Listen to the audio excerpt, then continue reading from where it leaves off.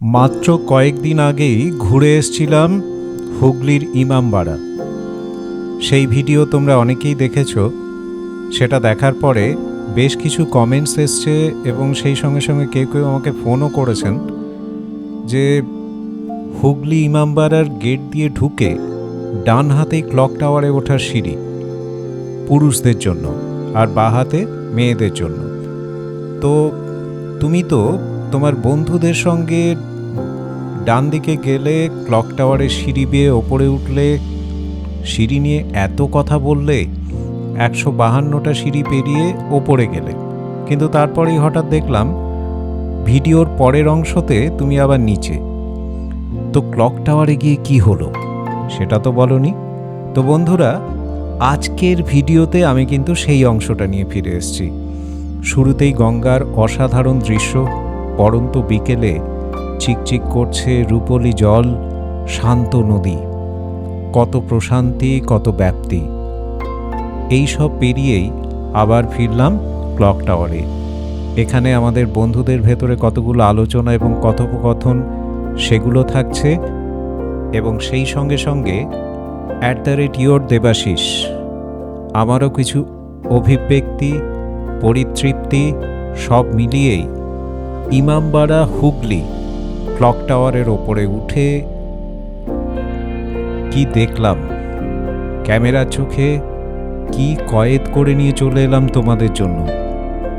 আজকের ভিডিও সেই কথাই বলবে। আর সঙ্গে সঙ্গে একটা রিস্কি কাজকর্মের কথাও বলে দিই। আমার কাছে কোনো ইকুইপমেন্ট ছিল না।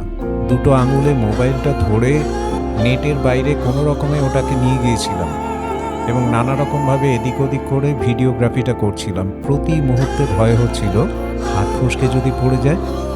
মোবাইলটা তো যাবেই, সঙ্গে সঙ্গে এই সমস্ত এফোর্ট ক্যামেরায় যা যা বন্দি করে নিয়ে যাচ্ছি তোমাদের প্রেজেন্ট করব বলে ইউটিউব ভিডিওতে, সেগুলো নষ্ট হয়ে যাবে। যাই হোক, সেসব কিছু হয়নি, ঈশ্বর সহায়।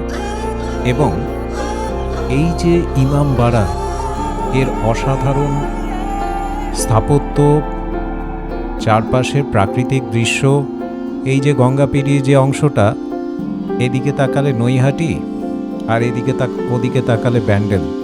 একটু কষ্ট করলে আমার এই ক্যামেরাটা যদি খুব ভালো হতো, আমি তোমাদের বোধহয় জুম করে দেখাতেও পারতাম। ব্যান্ডেল চার্চটা কিন্তু আমরা চোখে দেখতে পাচ্ছিলাম।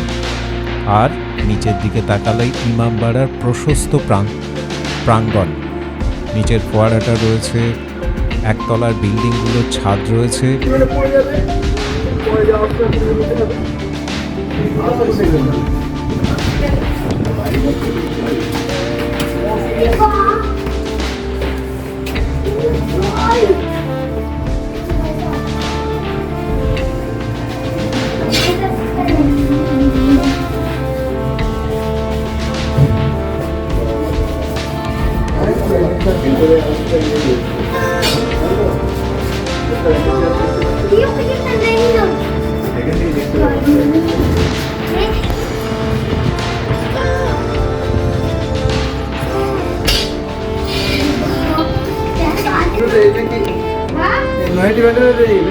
ব্যান্ডেল ব্রিজ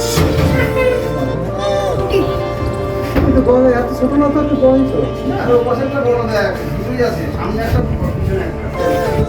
কত সুন্দর না ভিতরে কোন জায়গা, পিছনে একটা বড়।